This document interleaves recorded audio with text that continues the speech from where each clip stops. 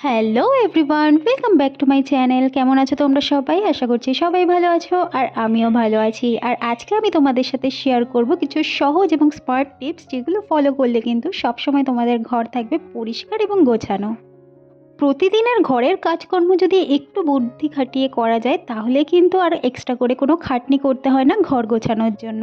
ঘুম থেকে উঠে আগে বিছানাটা গুছিয়ে নিলে দেখবে ঘর অনেক বেশি পরিষ্কার মনে হয়।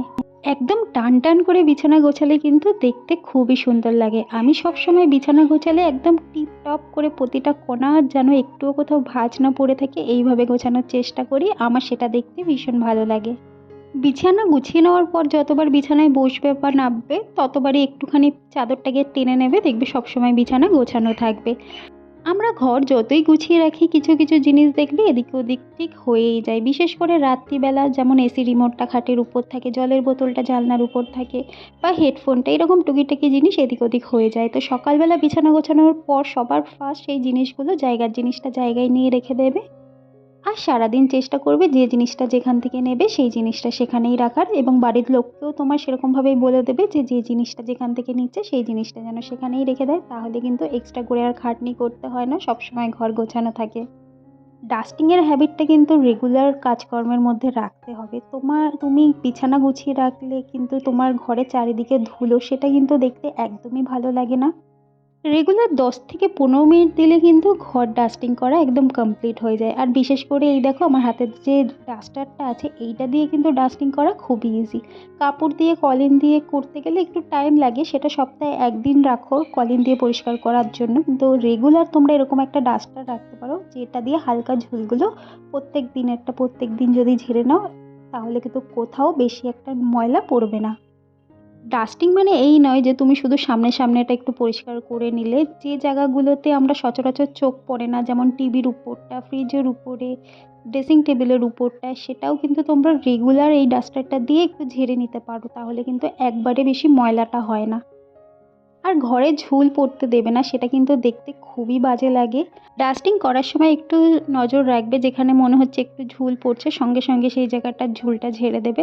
আমাদের ঘরে এই কাচের সেলফগুলোতে না, একদিন যদি ডাস্টিং না করি কীরকম সাদা সাদা হয়ে থাকে, তো এগুলোকে আমাকে রেগুলার ডাস্টিং করতে হয়। আর আমি পুরো ঘরই মোটামুটি চেষ্টা করি রেগুলারই ডাস্টিং করার।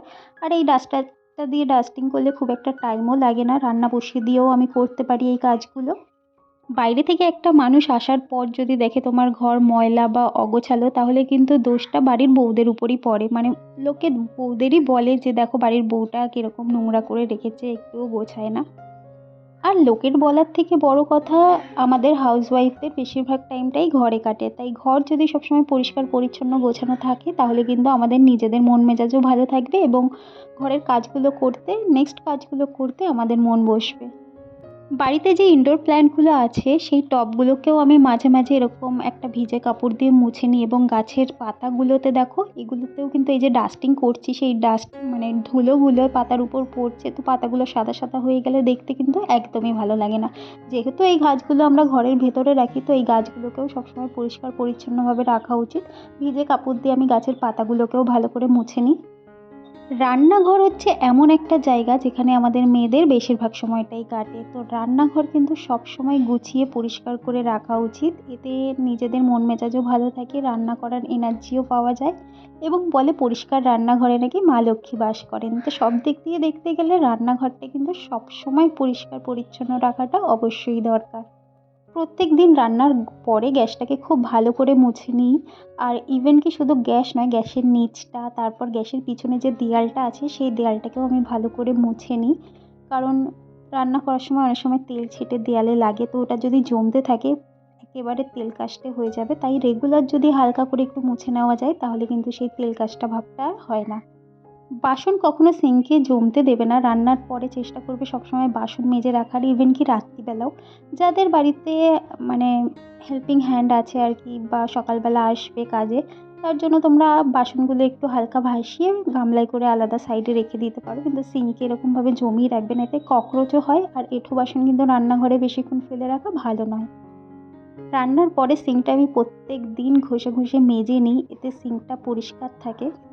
ইভেন কি সিঙ্কের পিছনে যে জলগুলো ছেটে, সেগুলোকেও আমি কাপড় দিয়ে ভালো করে মুছে নিই।